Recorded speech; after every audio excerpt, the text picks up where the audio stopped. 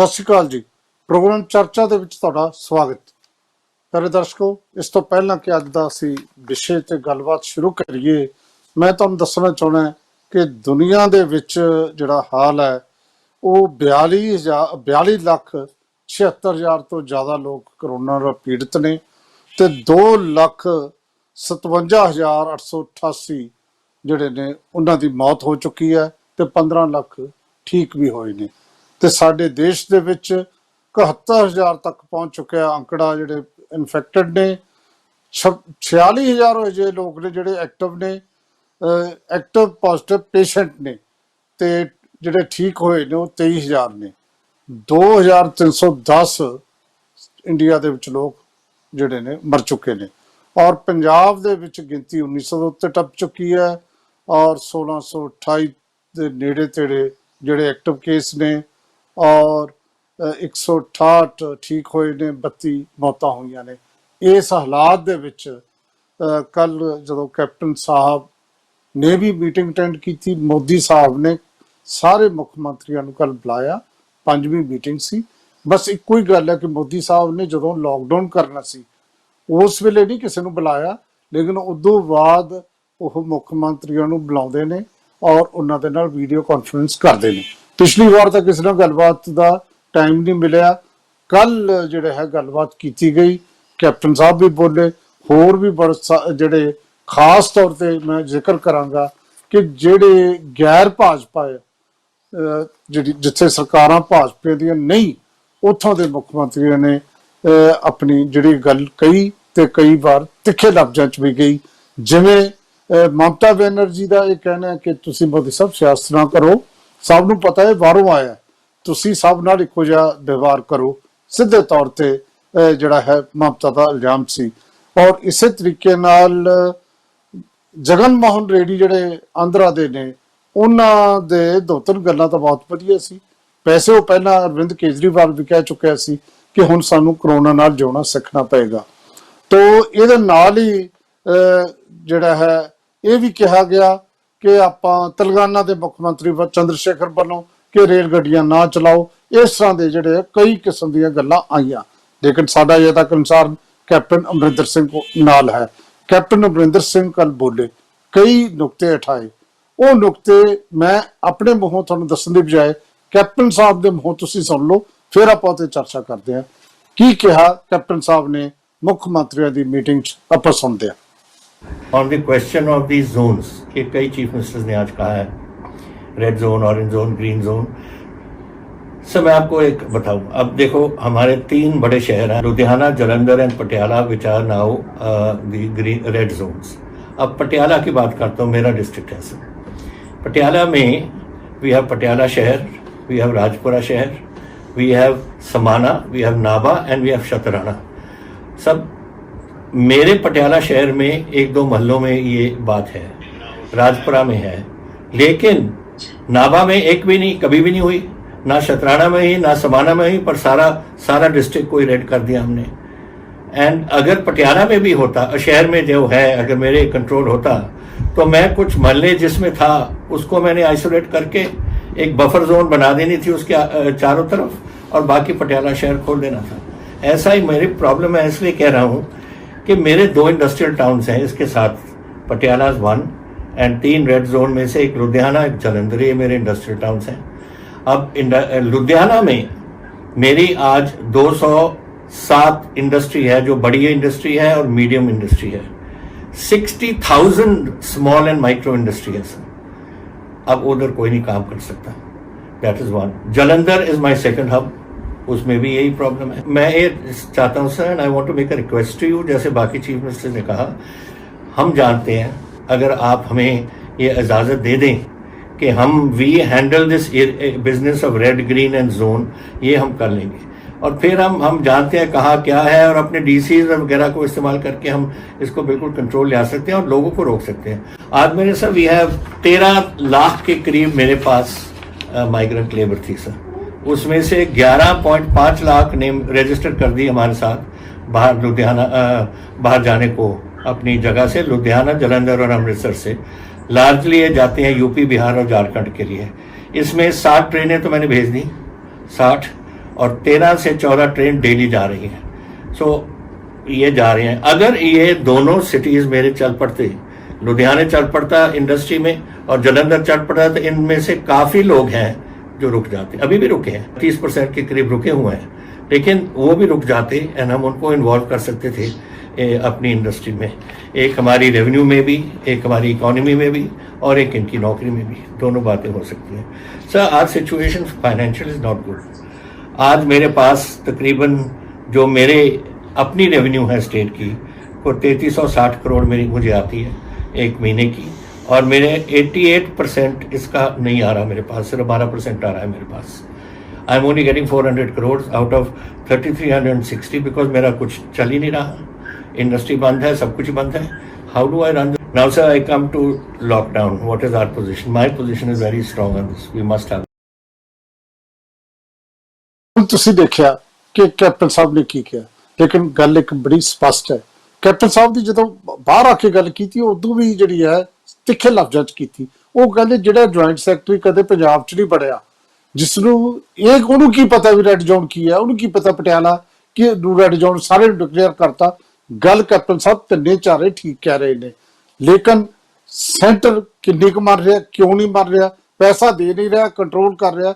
ਬਹੁਤ ਸਾਰੇ ਜਿਹੜੇ ਇਹੋ ਜਿਹੇ ਮਸਲੇ ਨੇ ਜਿਹਤੇ ਚਰਚਾ ਕਰਨੀ ਬਣਦੀ ਹੈ ਤੇ ਚਰਚਾ ਕਰਨੀ ਚਾਹੀਦੀ ਹੈ, ਤੇ ਉਹ ਤੇ ਅਸੀਂ ਚਰਚਾ ਕਰ ਰਹੇ ਹਾਂ। ਤੇ ਚਰਚਾ ਕਰਨ ਲਈ ਸਾਡੇ ਨਾਲ ਜੁੜੇ ਨੇ ਇਸ ਵੇਲੇ ਆਪਣੇ ਆਪਣੇ ਘਰਾਂ ਤੋਂ ਸਾਡੇ ਨਾਲ ਡਾਕਟਰ ਰਜਿੰਦਰਪਾਲ ਸਿੰਘ ਬਰਾੜ ਸਾਹਿਬ, ਇਹ ਸਾਡੇ ਨਾਲ ਸ਼ਾਮਲ ਨੇ ਇਸ ਪ੍ਰੋਗਰਾਮ ਦੇ ਵਿੱਚ। ਇਹ ਜਿਹੜੇ ਬਰਾੜ ਸਾਹਿਬ ਲੇਖਕ ਨੇ, ਆਲੋਚਕ ਨੇ, ਔਰ ਪੰਜਾਬੀ ਯੂਨੀਵਰਸਿਟੀ ਪਟਿਆਲਾ ਚ ਪ੍ਰੋਫੈਸਰ ਤੇ ਡੀਨ ਦੇ ਅਹੁਦੇ ਤੇ ਰਹੇ ਨੇ, ਤੇ ਅੱਜ ਕੱਲ੍ਹ ਪ੍ਰੋਫੈਸਰ ਨੇ ਪੰਜਾਬੀ ਦੇ।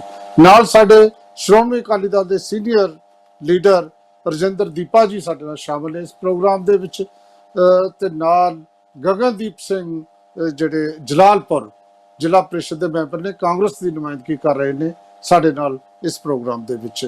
ਤੇ ਨੀਨਾ ਮਿੱਤਲ ਜੀ ਜਿਹੜਾ ਆਮ ਆਦਮੀ ਪਾਰਟੀ ਦਾ ਟ੍ਰੇਡ ਦਾ ਵਿੰਗ ਹੈ ਪੰਜਾਬ ਦੇ ਪ੍ਰਧਾਨ ਨੇ, ਔਰ ਉਹ ਆਮ ਆਦਮੀ ਪਾਰਟੀ ਵੱਲੋਂ ਸ਼ਾਮਲ ਨੇ। ਤੁਹਾਡਾ ਸਭ ਦਾ ਸਵਾਗਤ ਜੀ ਇਸ ਪ੍ਰੋਗਰਾਮ ਦੇ ਵਿੱਚ।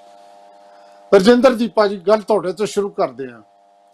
ਗੱਲ ਇਹ ਹੈ ਕਿ ਤੁਹਾਨੂੰ ਨਹੀਂ ਲੱਗਦਾ ਕਿ ਘੱਟੋ ਘੱਟ ਇਸ ਇਸ਼ੂ ਤੇ ਕੈਪਟਨ ਸਾਹਿਬ, ਤੁਹਾਨੂੰ ਲੱਗਦਾ ਹੈ, ਹਾਲਾਂਕਿ ਮੈਨੂੰ ਪਤਾ ਕਿ ਸ਼੍ਰੋਮਣੀ ਅਕਾਲੀ ਦਲ ਦੀ ਦੋਸਤੀ ਤਾਂ ਭਾਰਤੀ ਜਨਤਾ ਪਾਰਟੀ ਨਾਲ ਹੈ, ਲੇਕਿਨ ਫਿਰ ਵੀ ਜਿਹੜੀਆਂ ਦੋ ਤਿੰਨ ਗੱਲਾਂ ਕਹੀਆਂ ਨੇ, ਤੁਹਾਨੂੰ ਨਹੀਂ ਲੱਗਦਾ ਕਿ ਸੈਂਟਰ ਨੂੰ ਸੋਚਣਾ ਚਾਹੀਦਾ ਕਿ ਸਟੇਟ ਇਹ ਚੰਗੀ ਤਰ੍ਹਾਂ ਦੇਖ ਸਕਦੀ ਹੈ ਸਾਰੇ ਇਸ਼ੂਜ਼? बिल्कुल वालिया साहब, जो कैप्टन साहब ने किया है, बिल्कुल मैं समझदा कि यस, जिस तरह रेड, ऑरेंज और ग्रीन जोन बनाए है सेंटर ने, सेंटर भी सारा वर्ल्ड वाइड देख के वर्ल्ड हेल्थ ऑर्गेनाइजेशन ਦੀਆਂ जो गाइडलाइंस है सारी दुनिया 'ਚ ਜਾਂਦੀਆਂ, ਉਹਨੂੰ ਦੇਖ ਕੇ, ਦੂਜਿਆਂ ਨੂੰ ਸਟੇਟਾਂ ਨੂੰ ਵੇਖ ਕੇ ਜੋ ਬੈਕਸ ਐਕਸਪੀਰੀਅੰਸ ਹੁੰਦਾ, ਐਕਸਪੈਰੀਮੈਂਟ ਹੁੰਦਾ, ਉਹ ਸਾਰੀਆਂ ਸਟੇਟਾਂ ਤੇ ਲਾਗੂ ਕਰਦੇ ਆ। ਪਰ ਇਸ ਕੇਸ ਦੇ ਵਿੱਚ ਮੈਂ ਸਮਝ ਰਿਹਾ ਜੋ ਕੈਪਟਨ ਸਾਹਿਬ ਨੇ ਕਿਹਾ कि रेड, ऑरेंज और ग्रीन जो जोन बना रहे हैं, उनके जो कंटेनमेंट एरिया है, सिर्फ उसे ही लॉकडाउन करके पूरा सील करके बाकी नू खोल के काम चलाया जा सकता। मैं असी इस चीज़ नाल सहमत हाँ कि सेंटर सरकार नू, साडी मोदी सरकार नू, NDA सरकार नू ये देखना चाहिए, और सारी यहाँ स्टेटां दे विच ही, सारे देश दे विच ही ये पॉलिसी लियानी चाहिए है कि जेड़े एरिए दे विच ज़्यादा केस है जो भी है, जिस उसे नू ही सिर्फ कंटेनमेंट एरिया 'ਚ चीज़ों को बंद करके, सील करके बाकी एरिया ਨੂੰ ਖੋਲਣਾ ਚਾਹੀਦਾ ਹੈ। ਦੀਪਾ ਜੀ ਇੱਕ ਪੁਆਇੰਟ ਸੀ, ਦੀਪਾ ਜੀ ਇੱਕ ਪੁਆਇੰਟ ਸੀ, ਬਾਕੀ ਪੈਸੇ ਦਾ ਪੁਆਇੰਟ ਹੈ। ਸਾਡਾ GST ਤਾਂ ਦਿਓ, ਹੋਰ ਬੜਾ ਕੁਛ ਹੈ ਉਹਨਾਂ ਦੀ।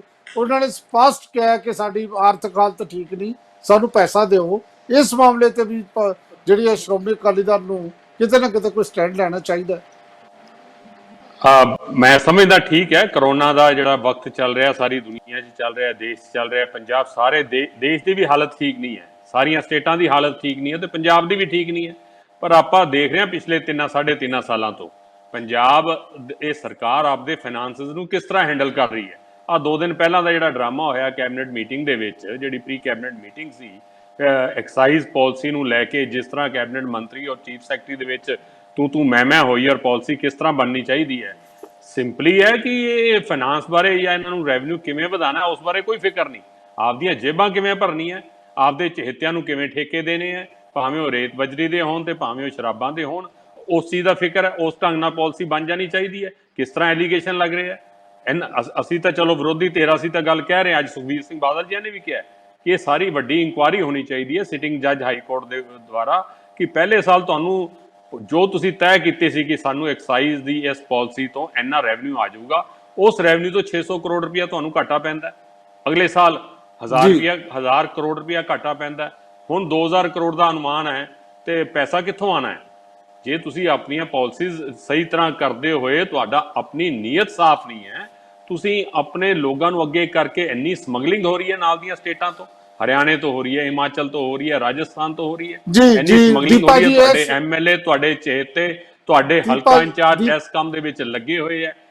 ਸਾਰਾ ਪੰਜਾਬ ਬੰਦ ਪਿਆ, ਪਰ ਤੁਹਾਡੇ ਆਪਦੀਆਂ ਫੈਕਟਰੀਆਂ ਚਲਦੀਆਂ, ਉੱਥੋਂ 2 ਨੰਬਰ ਦੀ ਸ਼ਰਾਬ ਆਉਂਦੀ ਹੈ, ਵਿਕ ਰਹੀ ਹੈ। ਜਿਹੜਾ ਪੈਸਾ ਸਰਕਾਰ ਨੂੰ ਜਾਣਾ ਚਾਹੀਦਾ ਤੁਹਾਡੇ ਲੋਕਾਂ ਦੀਆਂ ਜੇਬਾਂ 'ਚ ਜਾ ਰਿਹਾ ਹੈ, ਤੇ ਫਾਈਨਾਂਸ ਤੁਹਾਡੇ ਕਿਵੇਂ ਠੀਕ ਹੋਣਗੇ? ਉਹ ਪਹਿਲਾਂ ਠੀਕ ਕਰੋ, ਫਿਰ ਆਪਾਂ ਮੰਗੀਏ ਵੀ ਜੀ। ਇਹ ਇਸ਼ੂ ਤੇ ਪਹਿਲਾਂ ਆਪਾਂ ਆਪਦੇ ਆਪ ਨੂੰ ਠੀਕ ਕਰੀਏ, ਫਿਰ ਯੈਸ ਸੈਂਟਰ ਨੂੰ ਵੀ ਵੱਧ ਤੋਂ ਵੱਧ ਮਦਦ ਕਰਨੀ ਚਾਹੀਦੀ ਹੈ ਇਸ ਹਾਲਾਤਾਂ 'ਚ। ਜੀ ਗਗਨ ਜਲਾਲਪੁਰ ਜੀ, ਤੁਸੀਂ ਸੁਣਿਆ ਦੀਪਾ ਜੀ ਤਾਂ ਸਿੱਧੇ ਇਲਜ਼ਾਮ ਲਾ ਰਹੇ ਨੇ, ਕੀ ਕਹੋਗੇ ਤੁਸੀਂ? ਸਰ ਗੱਲ ਇਸ ਤਰ੍ਹਾਂ ਹੈਗੀ ਹੈ ਜੀ, ਮੇਰੀ ਇੱਕ ਬੜੀ ਰਿਕੁਐਸਟ ਹੈ ਸਾਰਿਆਂ ਅੱਗੇ ਵੀ, ਠੀਕ ਹੈ ਤੁਸੀਂ ਗੱਲਾਂ, ਆਪਾਂ ਨੂੰ ਹੁੰਦਾ ਵੀ ਆਪਾਂ ਪੋਲੀਟੀਕਲ ਪਾਰਟੀਆਂ ਨੂੰ ਬਿਲੋਂਗ ਕਰਦੇ ਹਾਂ, ਪਰ ਅੱਜ ਜੋ ਦਿਨ ਹੈਗਾ, ਜੋ ਲੜਾਈ ਹੈਗੀ, ਆਪਾਂ ਕਰੋਨਾ ਦੇ ਨਾਲ ਕੱਲਾ ਪੰਜਾਬ ਨਹੀਂ ਲੜ ਰਿਹਾ, ਕੱਲਾ ਭਾਰਤ ਦੇਸ਼ ਨਹੀਂ ਲੜ ਰਿਹਾ, ਪੂਰੀ ਦੁਨੀਆ ਇਸ ਲੜਾਈ ਦੇ ਵਿੱਚ ਲੜ ਰਹੀ ਹੈ। ਤੇ ਇਸ ਚੀਜ਼ ਨੂੰ ਹਮੇਸ਼ਾ ਕੋਈ ਵੀ ਗੱਲ ਇਸ ਤੇ ਜਦੋਂ ਟੌਪਿਕ ਆਂਦਾ ਆ ਤਾਂ ਉਹਨੂੰ ਇੱਕ ਪੋਲੀਟੀਕਲ ਐਂਗਲ ਦੇ ਦੇਣਾ, ਤੇ ਉਹ ਕੁਝ ਚੰਗੀ ਗੱਲ ਨਹੀਂ ਹੈਗੀ। ਹੁਣ ਜਿਵੇਂ ਪੋਲੀਟੀਕਲ ਪਾਰਟੀਆਂ ਦਾ ਇਲਜ਼ਾਮ ਲੱਗਦਾ, ਅੱਜ ਤੋਂ ਜੇ ਆਪਾਂ 4 ਸਾਲ 5 ਸਾਲ ਪਹਿਲਾਂ ਗੱਲ ਕਰੀਏ, ਜਦੋਂ ਅਸੀਂ ਆਪੋਜੀਸ਼ਨ ਦੇ ਵਿੱਚ ਹੁੰਦੇ ਸੀਗੇ, ਜਿਹੜੀਆਂ ਗੱਲਾਂ ਆਪਣੇ ਡਿੰਪਾ ਜੀ ਨੇ, ਇਹਨਾਂ ਨੇ, ਰਜਿੰਦਰ ਜੀ ਨੇ ਗੱਲਾਂ ਕਹੀਆਂ ਨੇ, ਇਹ ਸਾਰੀਆਂ ਅਸੀਂ ਬੋਲਦੇ ਸੀਗੇ। ਇਹ ਪੋਲੀਟੀਕਲ ਪਾਰਟੀਆਂ ਇੱਕ ਦੂਜੇ ਤੇ ਇਲਜ਼ਾਮ ਲਾਉਂਦੀਆਂ ਹੁੰਦੀਆਂ ਨੇ। ਇਹ ਹੁੰਦਾ ਹੈ ਵੀ ਪਾਲਿਸੀ ਨਹੀਂ ਠੀਕ ਬਣਾਈ, ਇਹ ਨਹੀਂ ਕੀਤਾ, ਰੇਤਾ ਬਜਰੀ ਇਹਨਾਂ ਨੇ ਕਿਹਾ। ਅੱਜ ਤੱਕ ਦਾ ਸਭ ਤੋਂ ਵੱਡਾ ਜਿਹੜਾ ਰੈਕਡ ਰੇਤਾ ਬਜਰੀ ਦਾ ਚੱਲਿਆ, ਸਭ ਨੂੰ ਪਤਾ। ਮੈਂ ਨਹੀਂ ਇਸ ਚੀਜ਼ ਨੂੰ ਅੱਗੇ ਲੈ ਕੇ ਜਾਣਾ ਚਾਹੁੰਦਾ, ਕਿਉਂਕਿ ਇਹ ਜਿਹੜੀ ਚੀਜ਼ ਹੈ, ਆਪਾਂ ਅੱਜ ਕੋਵਿਡ ਤੇ ਗੱਲ ਕਰਨ ਇੱਥੇ ਬੈਠੇ ਹਾਂ, ਆਪਾਂ ਕੋਈ ਕਿਸੇ ਨੂੰ ਪੋਲੀਟੀਕਲ ਉਹਦੇ ਤੇ ਜਾਂ ਮੈਂ ਕਿਸੇ ਤੇ ਲਾਂਛਨ ਲਾਉਣ ਨੂੰ, ਪਾਰਟੀ ਦੇ ਇਹਨਾਂ ਨੇ ਗੱਲ ਕੀਤੀ ਹੈ ਜੀ, ਪਰਸੋਂ ਕੈਬਨਿਟ ਦੀ ਲੜਾਈ ਹੋ ਗਈ। ਮੈਂ ਕਿੰਨੀਆਂ ਤੁਸੀਂ ਪਿਛੋਕੜ ਦੇਖ ਸਕਦੇ ਹੋ। ਅਕਾਲੀ ਦਲ ਦੇ ਵਿੱਚ ਕੋਈ ਲੜਾਈ ਨਹੀਂ ਹੁੰਦੀ। ਕਿੰਨੀ ਵਾਰੀ ਆਪਣਾ ਵੱਡੇ ਬਾਦਲ ਸਾਹਿਬ ਨੇ ਮਜੀਠੀਆ ਸਾਹਿਬ ਨੂੰ ਪੂਰੀ ਉਹਦੇ ਵਿੱਚ ਵੀ ਆਪਣਾ ਭਾਸ਼ਣ ਦੇ ਵਿੱਚ ਸੁਣਾਇਆ ਵੀ ਅੱਜ ਬੱਚੇ ਸਾਡੇ ਤੋਂ ਅੱਗੇ ਲੰਘ ਜਾਣਗੇ, ਵੀ ਸਾਡੇ ਤੋਂ ਉੱਤੇ ਹੋ ਕੇ ਕੰਮ ਕਰਨਗੇ। ਇਹ ਚੀਜ਼ਾਂ ਚੱਲਦੀਆਂ ਰਹਿੰਦੀਆਂ ਨੇ ਪਾਰਟੀ ਦੇ ਵਿੱਚ। ਘਰੋਲੂ ਕੋਈ ਝਗੜਾ ਹੋ ਜਾਂਦਾ, ਕੋਈ ਗੱਲ ਹੋ ਜਾਂਦੀ ਹੈ, ਇਹ ਚੀਜ਼ਾਂ ਗਗਨ ਜੀ ਅੱਜ ਆਪਾਂ ਗੱਲ ਤਾਂ ਕੈਪਟਨ ਸਾਹਿਬ ਦੇ ਭਾਸ਼ਣ ਦੀ ਕਰ ਰਹੇ ਸੀ। ਮੈਂ ਦੁਬਾਰਾ ਆਉਣਾ ਤੁਹਾਡੇ ਕੋਲ, ਲੇਕਿਨ ਆਪਾਂ ਮੁੱਦੇ ਤੇ ਰਹੀਏ, ਆਪਾਂ ਮੁੱਦੇ ਤੇ ਗੱਲ ਕਰੀਏ। ਬਰਾੜ ਸਾਹਿਬ, ਤੁਸੀਂ ਨਿਰਪੱਖ ਹੋ, ਤੁਸੀਂ ਲਗਾਤਾਰ ਸੁਣ ਰਹੇ ਹੋ, ਔਰ ਆਪਾਂ ਜਿਹੜੇ ਅੱਜ ਦਾ ਇਸ਼ੂ ਹੈ ਉਹ ਤੇ ਗੱਲ ਕਰੀਏ। ਕੀ ਕਹਿਣਾ ਚਾਹੋਗੇ ਤੁਸੀਂ? ਦੇਖੋ, ਅੱਜ ਦੇ ਪ੍ਰਸੰਗ ਦੇ ਵਿੱਚ ਤਾਂ ਮੈਂ ਇੱਕ ਗੱਲ ਤੇ ਇਹ ਕਹਿਣੀ ਚਾਹੁੰਦਾ ਹਾਂ ਕਿ ਅਸੀਂ ਕੌਮ ਵਜੋਂ, ਨੇਸ਼ਨ ਵਜੋਂ ਤੇ ਪੋਲੀਟੀਕਲ ਪਾਰਟੀਆਂ ਆਪਣੀ ਜ਼ਿੰਮੇਵਾਰੀ ਵਜੋਂ ਸਾਰੀਆਂ ਫੇਲ ਹੋਈਆਂ। ਜਿਸ ਤਰ੍ਹਾਂ ਦੀ ਇਲਜ਼ਾਮਬਾਜ਼ੀ ਜਿਸ ਦਿਨ ਤੋਂ ਕਰੋਨਾ ਆਇਆ, ਇੱਕ ਲਾਈਨ ਕਹਿ ਕੇ ਕਿ ਸਾਨੂੰ ਪੋਲੀਟੀਕਲੀ ਇੱਕ ਦੂਸਰੇ ਨਾਲ ਸਹਿਯੋਗ ਕਰਨਾ ਚਾਹੀਦਾ, ਉਸ ਤੋਂ ਬਾਅਦ ਜੋ ਕੁਝ ਪਹਿਲਾਂ ਕਰਦੇ ਆ ਉਹੀ ਕੁਝ ਅੱਜ ਕਰਦੇ ਆ ਸਾਰੇ ਪੋਲੀਟੀਕਲ ਲੀਡਰ। ਮੈਂ ਵਾਰ-ਵਾਰ ਵੱਖ-ਵੱਖ ਟੈਲੀਵਿਜ਼ਨਸ ਤੇ ਜਾਣਾ ਐਜ਼ ਐਕਸਪਰਟ, ਤੇ ਮੈਂ ਦੇਖਦਾ ਕਿ ਜਦੋਂ ਹੀ ਪੋਲੀਟੀਕਲ ਪਾਰਟੀ ਬੋਲਣ ਲੱਗਦੀ ਆ, ਉਦੋਂ ਹੀ ਉਹ ਪੁਰਾਣੀਆਂ ਗੱਲਾਂ ਕੱਢ ਕੇ ਬੈਠ ਜਾਂਦੀ ਹੈ। ਹੁਣ ਆਪਾਂ ਅੱਜ ਦੇ ਮਸਲੇ ਨੂੰ ਹੀ ਮੁੱਖ ਰੱਖੀਏ ਤਾਂ ਸਭ ਤੋਂ ਜਿਹੜੀ ਪਹਿਲੀ ਤੇ ਮਹੱਤਵਪੂਰਨ ਗੱਲ ਹੈਗੀ ਆ ਕਿ ਅਸਲ ਦੇ ਵਿੱਚ ਜਿਹੜਾ ਸੈਂਟਰ ਸਟੇਟ ਰਿਲੇਸ਼ਨਸ਼ਿਪ ਹੈਗਾ, ਇਹਦੇ ਪ੍ਰਸੰਗ ਦੇ ਵਿੱਚ, ਸੈਂਟਰ ਸਟੇਟ ਰਿਲੇਸ਼ਨਸ਼ਿਪ ਦੇ ਪ੍ਰਸੰਗ ਦੇ ਵਿੱਚ ਕੋਵਿਡ ਦਾ ਕੀ ਬਣ ਰਿਹਾ ਜਾਂ ਅਸੀਂ ਉਸ ਸਮੱਸਿਆ ਨੂੰ ਕਿਵੇਂ ਨਿਪਟਾ ਰਹੇ ਹਾਂ। ਮਸਲਾ ਤਾਂ ਸਾਡਾ ਇਹ ਆ। ਸਭ ਤੋਂ ਪਹਿਲੀ ਗੱਲ ਕਿ ਇਸ ਵੇਲੇ ਚਲੋ ਅਸੀਂ ਉਸ ਤਾਂ ਗੱਲ ਨਹੀਂ ਕਰਦੇਗੇ ਕਿ ਜਿਹੜੇ ਪੋਲੀਟੀਕਲ ਅਧਿਕਾਰ ਨੇ ਉਹ ਸਾਰੇ ਦੇ ਸਾਰੇ ਕੇ ਕੇਂਦਰ ਵੱਲ ਨੂੰ ਝੁਕੇ ਹੋਏ ਆ। ਜੇ ਅਸੀਂ ਵੇਖੀਏ ਤਾਂ 99 ਵਿਸ਼ਿਆਂ ਤੇ ਤਾਂ ਉਹ ਬਣਾ ਸਕਦਾ ਹੈ, ਤੇ 52 ਮਤਲਬ ਕਿ ਜਿਹੜੇ ਕੋ ਕਰੰਟ ਆ ਉਹ ਬਣਾ ਸਕਦਾ ਹੈ। 100 ਯਾਨੀ ਕਿ 62 ਚੀਜ਼ਾਂ ਤੇ ਤਾਂ ਕਾਨੂੰਨ ਹੀ ਉਹ ਬਣਾ ਸਕਦਾ। ਸਿਰਫ 61 ਕਾਨੂੰਨ ਸਟੇਟ ਕੋਲੇ ਰਹਿੰਦੇ ਆ, ਸਿਰਫ 61 ਚੀਜ਼ਾਂ ਤੇ ਉਹ ਫੈਸਲਾ ਕਰ ਸਕਦਾ ਹੈ। ਜਿਹੜੀ ਗੱਲ ਅੱਜ ਅਮਰਿੰਦਰ ਸਿੰਘ ਜੀ ਨੇ ਕਹੀ ਉਹ ਬਿਲਕੁਲ ਠੀਕ ਕਹੀ। ਅਕਸਰ ਕਿਹਾ ਜਾਂਦਾ ਹੈ ਕਿ ਥਿੰਕ ਗਲੋਬਲੀ, ਐਕਟ ਲੋਕਲੀ, ਵਿਸ਼ਵ ਪੱਧਰ ਤੇ ਸੋਚੋ, ਪਰ ਜਿਹੜਾ ਕਾਰਜ ਹੋਣਾ ਉਹਦੇ ਲਈ ਜਿਹੜੀ ਡਾਟਾ ਕਲੈਕਸ਼ਨ ਵੀ ਹੋਣੀ ਹੈ ਤੇ ਜਿਹੜਾ ਉੱਥੇ ਕਾਰਜ ਹੋਣਾ ਉਹ ਗਰਾਊਂਡ ਜ਼ੀਰੋ ਤੇ ਹੋਣਾ। ਉਸ ਲਈ ਇਹ ਪਹਿਲੀ ਗੱਲ ਜੇ ਆਪਾਂ ਕਹੀਏ ਤੇ ਇਹ ਗੱਲ ਬਿਲਕੁਲ ਠੀਕ ਹੈਗੀ ਆ ਕਿ ਕਿਹੜਾ ਰੈੱਡ ਜ਼ੋਨ ਆ ਤੇ ਕਿਹੜਾ ਔਰੇਂਜ ਜ਼ੋਨ ਆ ਤੇ ਕਿਹੜਾ ਗ੍ਰੀਨ ਜ਼ੋਨ ਆ, ਇਹ ਸਿਰਫ ਤੁਸੀਂ ਬਾਹਰੀ ਡਾਟਿਆਂ ਤੋਂ ਨਹੀਂ ਨਿਰਧਾਰਿਤ ਕਰ ਸਕਦੇ। ਕਈ ਵਾਰ ਕੀ ਹੁੰਦਾ ਕਿ ਕਿਸੇ ਜ਼ਿਲ੍ਹੇ ਦੇ ਪਾਪੂਲੇਸ਼ਨ ਘੱਟ ਹੈਗੀ ਆ, ਉੱਥੇ ਮੈਂ ਕਿ ਤੁਸੀਂ ਮਰੀਜ਼ ਆ ਗਏ, ਤੁਸੀਂ ਕਹਿ ਕੇ ਇੰਨੇ ਮਰੀਜ਼ ਆ ਗਏ, ਇੰਨੇ ਤੋਂ ਜਿਹੜਾ ਨੰਬਰ ਟੱਪ ਜੂਗਾ ਅਸੀਂ ਉਹਨੂੰ ਮੈਂ ਕਿ ਡਿਕਲੇਅਰ ਕਰ ਦੇਣਾ ਰੈੱਡ ਜ਼ੋਨ। ਪਰ ਹੈ ਕਿ ਸ਼ਹਿਰ ਬਹੁਤ ਖਿੰਡਿਆ ਹੋਇਆ, ਜਿਹੜਾ ਇੰਡਸਟਰੀਅਲ ਏਰੀਆ ਬਿਲਕੁਲ ਪਾਸੇ ਪਿਆ, ਪਰ ਉਹ ਵੀ ਬਲੌਕ ਹੋ ਗਿਆ। ਜਿਵੇਂ ਅਸੀਂ ਪਟਿਆਲੇ 'ਚ ਹੀ ਦੇਖਦੇ ਹਾਂ ਕਿ ਪਟਿਆਲੇ ਦਾ ਜਿਹੜਾ ਫੋਕਲ ਪੁਆਇੰਟ ਆ ਉਹ ਤਾਂ ਬਿਲਕੁਲ ਹੀ ਬਾਕੀ ਚੀਜ਼ਾਂ ਤੋਂ ਵੱਖਰਾ ਹੈਗਾ, ਉੱਥੇ ਜਿਵੇਂ ਮਰਜ਼ੀ ਐਕਟੀਵਿਟੀ ਹੋਈ ਜਾਣ। ਪਰ ਜਿਹੜਾ ਵਾਰਡ ਸਿਟੀ ਹੈ ਜੀ, ਉਹਦੇ 'ਚ ਕੇਸ ਆਇਆ ਤਾਂ ਗੱਲ ਹੋਰ ਹੈਗੀ ਆ। ਇਹ ਗੱਲ ਸਥਾਨਕ ਪੱਧਰ ਤੇ DC ਹੀ ਜਾਣ ਸਕਦਾ, ਇਹਦੇ ਬਾਰੇ ਸਟੇਟ ਹੀ ਫੈਸਲਾ ਕਰ ਸਕਦੀ ਆ। ਇਹ ਗੱਲ ਉਹਨਾਂ ਦੀ ਠੀਕ ਹੈਗੀ ਆ। ਦੂਜੀ ਜਿਹੜੀ ਗੱਲ ਹੈਗੀ ਆ ਫਾਈਨਾਂਸ ਬਾਰੇ ਵਾਰ-ਵਾਰ ਕਿਹਾ ਜਾ ਰਿਹਾ ਕਿ ਜਿਹੜੇ GST ਦੇ ਪੈਸੇ ਆ, ਜਿਹੜਾ ਸਾਡਾ ਬਣਦਾ ਹਿੱਸਾ ਹੈ ਉਹ ਸਾਨੂੰ ਨਹੀਂ ਮਿਲ ਰਿਹਾਗਾ। ਇੱਕ ਦੂਸਰੇ ਨੂੰ ਪਤਾ ਨਹੀਂ ਕਿਹੜੇ ਕਾਗਜ਼ ਦਿਖਾ ਦਿੱਤੇ ਜਾਂਦੇ ਹੈਗੇ ਆ। ਇਸ ਵੇਲੇ ਜਿਹੜਾ ਕਿਹਾ ਜਾਂਦਾ ਕਿ ਪੈਸਾ ਭੇਜਤਾ, ਕਿਹੜਾ ਭੇਜਤਾ? ਕਿ ਡਿਸਾਸਟਰ ਮੈਨੇਜਮੈਂਟ ਵਾਲਾ ਪੈਸਾ ਭੇਜਤਾ। ਡਿਸਾਸਟਰ ਮੈਨੇਜਮੈਂਟ ਵਾਲਾ ਤਾਂ ਰੈਗੂਲਰ ਪੈਸਾ ਹੈਗਾ, ਉਹ ਹੜ੍ਹਾਂ ਲਈ ਵੀ ਵਰਤਣਾ ਹੁੰਦਾ, ਹੋਰ ਕੰਮਾਂ ਲਈ ਵੀ ਵਰਤਣਾ ਹੁੰਦਾ। ਕੋਵਿਡ ਦੇ ਲਈ ਜਿਹੜਾ ਪੈਸਾ ਚਾਹੀਦਾ ਸੀ, ਜਦੋਂ ਕਿ ਸਾਰਾ ਪੈਸਾ ਚਾਹੇ ਸੈਂਟਰਲ ਟੈਕਸ ਹੈਗੇ ਆ, ਉਹ ਸਾਰੇ ਦੇ ਸਾਰੇ ਜਦੋਂ GST ਦੇ ਰੂਪ ਵਿੱਚ ਸੈਂਟਰ ਕੋਲ ਹੀ ਜਾਂਦੇ ਆ, ਤਾਂ ਸੈਂਟਰ ਨੂੰ ਉਹ ਵੰਡਣੇ ਵੀ ਚਾਹੀਦੇ ਆ ਖੁੱਲ੍ਹ ਦਿਲੀ ਨਾਲ। ਖਾਸ ਕਰਕੇ ਇਸ ਹਾਲਤ ਦੇ ਵਿੱਚ ਸਭ ਤੋਂ ਮੈਂ ਆਖਰੀ ਗੱਲ ਕਹਿਣੀ ਚਾਹੁੰਦਾ, ਜਿਹੜੀ ਹਜੇ ਨਹੀਂ ਕਹਿਣੀ ਚਾਹੀਦੀ ਪਰ ਇੱਕ ਦਿਨ ਕਹਿਣੀ ਪਊਗੀ। ਅਖੀਰ ਮੈਂ ਕਿ ਸਟੇਟ ਕੋਲ ਤਾਂ ਕੁਝ ਵੀ ਨਹੀਂਗਾ, ਸੈਂਟਰ ਕੋਲ ਤੇ ਇਹ ਵੀ ਪਿਆ ਕਿ ਫਾਈਨੈਂਸ਼ੀਅਲ ਘਾਟਾ ਦਿਖਾ ਕੇ ਮੈਂ ਕਿਹਾ ਨੋਟ ਛਾਪ ਲੈਣਗੇ, ਉਹਨਾਂ ਦਾ ਕੀ ਹੈਗਾ। ਪਰ ਅੱਜ ਲੋਕਾਂ ਕੋਲੇ ਮੁਸੀਬਤ ਆਈ ਪਈ ਹੈ ਤੇ ਉਸ ਸਮੇਂ ਜਿਹੜੇ ਫੰਡ ਰਿਲੀਜ਼ ਕਰਨੇ ਤੇ ਐਕਸਟਰਾ ਫੰਡ ਰਿਲੀਜ਼ ਕਰਨੇ, ਬਣਦਾ ਹੱਕ ਵੀ ਦੇਣਾ ਤੇ ਵਾਧੂ ਫੰਡ ਵੀ ਰਿਲੀਜ਼ ਕਰਨੇ, ਜਿਹੜੇ ਉਹ ਸੈਂਟਰ ਦੀ ਜ਼ਿੰਮੇਵਾਰੀ ਹੈ, ਉਹ ਸੈਂਟਰ ਨਹੀਂ ਨਿਭਾ ਰਿਹਾ। ਇਹਦੇ ਨਾਲ ਲੰਮੇ ਸਮੇਂ ਦੇ ਵਿੱਚ ਜਿਹੜਾ ਫੈਡਰਲ ਢਾਂਚੇ ਦਾ ਸਵਾਲ ਹੈਗਾ ਦੁਬਾਰਾ ਫੇਰ ਉੱਠੂਗਾ, ਜਿਹਨੂੰ ਸਰਕਾਰੀ ਅਗਵਾਈ ਨਹੀਂ ਹੱਲ ਕਰ ਸਕਿਆਗਾ।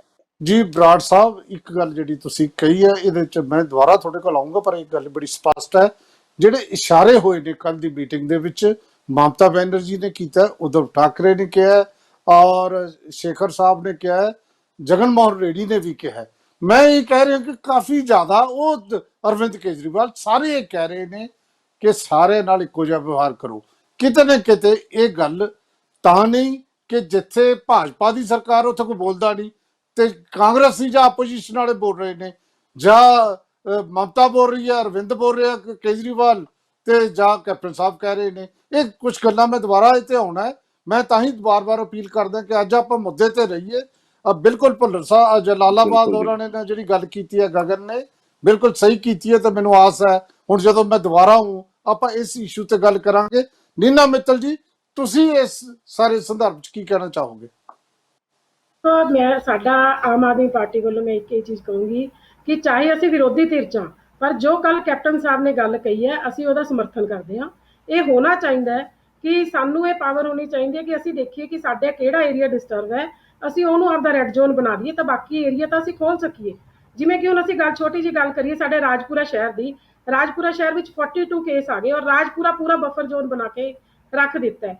ਇੱਥੇ ਇਹ ਚਾਹੀਦਾ ਵੀ ਜਿਹੜੀ ਗਲੀ ਵਿੱਚ ਜਿਹੜੇ ਮੁਹੱਲਿਆਂ ਵਿੱਚ ਕੇਸ ਆਏ ਨੇ ਉਹ ਮਹੱਲਾ ਬੰਦ ਕੀਤਾ ਜਾਵੇ, ਦੂਸਰਾ ਏਰੀਆ ਖੋਲ੍ਹਿਆ ਜਾਵੇ ਤਾਂ ਕਿ ਉੱਥੇ ਜਿਹੜੇ ਆਮ ਲੋਕ ਹੈ ਉਹ ਤਾਂ ਆਪਦੀ ਜ਼ਿੰਦਗੀ ਬਤੀਤ ਕਰ ਸਕਣ। ਹਾਂ, ਉਹਨਾਂ ਨੂੰ ਕੁਝ ਕੰਡੀਸ਼ਨਸ, ਰੂਲ ਐਂਡ ਰੈਗੂਲਰ ਉਹ ਦੱਸੇ ਜਾਣ ਕਿ ਤੁਸੀਂ ਇੱਦਾਂ ਰਹਿਣਾ, ਡਿਸਟੈਂਸ ਬਣਾ ਕੇ ਰੱਖਣਾ। ਔਰ ਨਾਲ ਹੀ ਸਰਕਾਰ ਨੂੰ ਇੱਕ ਚੀਜ਼ ਹੋਰ ਕਰਨੀ ਪਏਗੀ, ਉੱਥੇ ਜਿਵੇਂ ਕਿ ਕੇਜਰੀਵਾਲ ਜੀ ਨੇ ਕੀਤਾ ਸੀ 5T ਸਿਸਟਮ, ਉਹ ਜ਼ਰੂਰ ਕਰਨ। 5T ਸਿਸਟਮ ਵਿੱਚ ਕੀ ਆਉਂਦਾ? Testing, tracing, treatment, team work and tracking. ਜੇ ਇਹ ਕਰ ਲਾਂਗੇ ਤਾਂ ਆਪਾਂ ਇਸ ਬਿਮਾਰੀ ਤੋਂ ਬਚ ਸਕਦੇ ਹਾਂ। ਇਹ ਨਹੀਂ ਹੈ ਕਿ ਅਸੀਂ ਇੱਕ ਦੂਜੇ ਤੇ ਇਲਜ਼ਾਮ ਲਾਈ ਜਾਈਏ। ਜਿਹੜੀ ਗੱਲ ਤੁਸੀਂ ਕਹਿੰਦੇ ਹੋ ਜਾਂ ਬਰਾੜ ਸਾਹਿਬ ਨੇ ਕਿਹਾ ਕਿ ਪੋਲੀਟੀਕਲ ਗੱਲਾਂ 'ਚ ਕਰਨ ਲੱਗ ਜਾਂਦੇ ਨੇ, ਜਿਹੜੇ ਅਸੀਂ ਵਿਰੋਧੀ ਧਿਰਾਂ, ਜੇ ਕੋਈ ਕਿਤੇ ਸਾਨੂੰ ਗਲਤੀ ਲੱਗਦੀ ਹੈ, ਜੇ ਅਸੀਂ ਬੋਲਦੇ ਹਾਂ ਤਾਂ ਉਹ ਵਿਰੋਧ ਹੋ ਗਿਆ। ਜੇ ਅਸੀਂ ਹੁਣ ਇਹਨਾਂ ਦੀ, ਸਾਨੂੰ ਕੈਪਟਨ ਸਾਹਿਬ ਦੀ ਇਹ ਗੱਲ ਬਹੁਤ ਅੱਛੀ ਲੱਗੀ, ਅਸੀਂ ਉਹਦੀ ਤਾਰੀਫ ਵੀ ਕਰਦੇ ਹਾਂ। ਇਹ ਨਹੀਂ ਹੈ ਕਿ ਅਸੀਂ ਬਿਲਕੁਲ ਵਿਰੋਧ ਕਰਦੇ ਹਾਂ।